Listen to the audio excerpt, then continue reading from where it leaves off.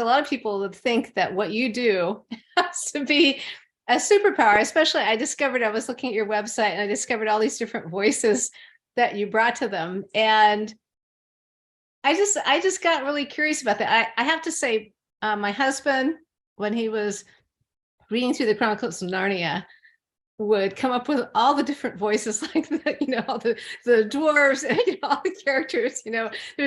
There's like hundreds of characters in those books, and he would always keep them straight. And that's something like I'd never had thought of before, and yet it really brought it to life. And I thought that talent that you had, I was really curious about. What did you look like when you were a kid? Were you doing things like that? Were you noticing things about the voices? Were you read to a lot, or did you just do that naturally when you would talk to people or listen in? Sure. So, my my dad read to me a lot, and he would do voices. And he had no, training in that. He just was really, he was a good storyteller. And so I think that like being animated like that was kind of something that I got from him in a way. But as a kid, I went through lots of different phases, but I didn't start. My background is as an actor, and so when I was in college, in high school, I started acting. I was like a singer. I did like choir and things when I was younger. And then in high school, I saw a play. My high school did My Fair Lady.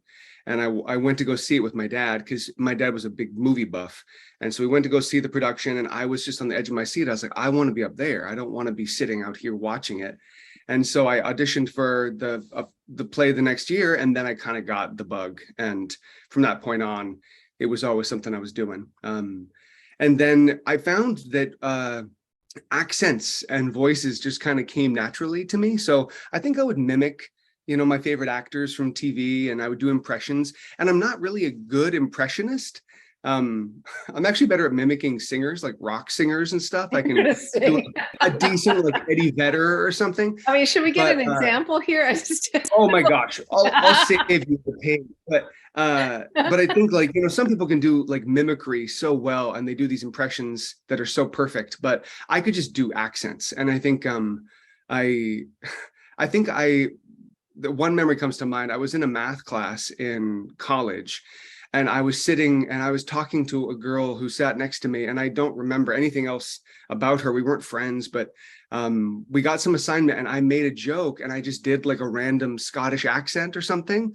And she looked at me and she was like, "Why did you just do that?" And I kind of looked at her and I was like, "Oh, this is weird. Oh, normal people don't do that." And I was just around theater people all the time, so they kind of got used to me just like popping out into voices and stuff. But like, I was like, "Oh, this is a strange thing." She was kind of concerned, like, "Are you from Scotland, or is that like there was no like logical reason for a person to just use that random voice."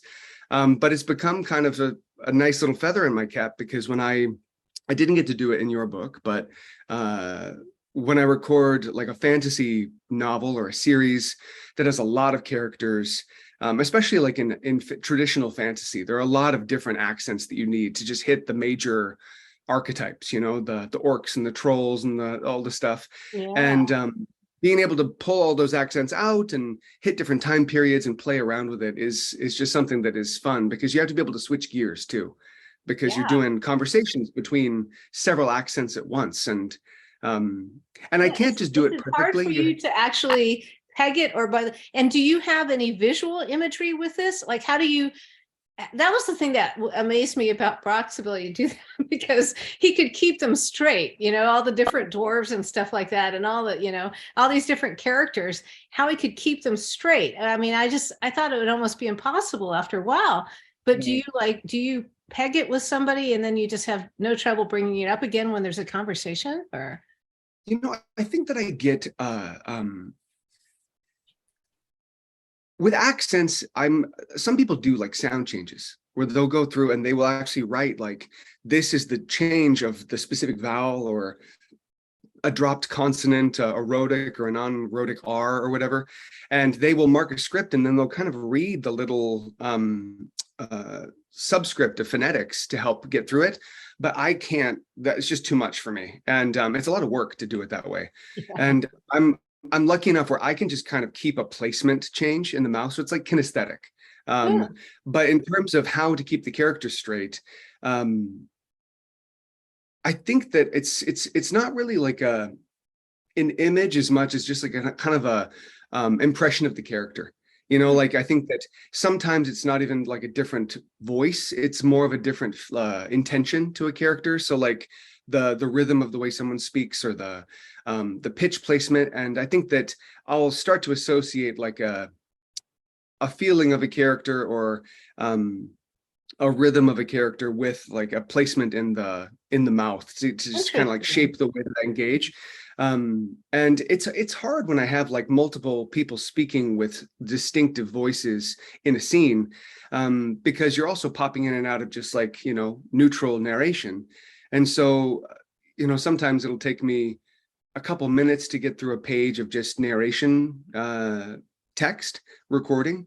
And I'll stop, and there'll be a breath that isn't perfect, or there'll be a transition, or I won't hit the right consonant, or I'll slur something in my speech and have to do another take.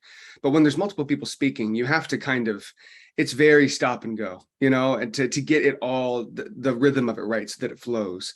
But it's funny, it becomes kind of almost like second nature. Once I get those people at the beginning of a book, I'm like, okay, where are we here? I have you over here, and I have you here, and I will place them like, you have that sort of more nasal voice, and you have the more bass voice. And I kind of use the colors of just what my voice can do to kind of decide, I have to put you here and you here so that I can use my instruments. And those are the colors I can make, with my voice. If you'd like to learn more from my interview with Tristan, as well as discover a lot more about dyslexia, check out our free Dyslexic Advantage newsletter.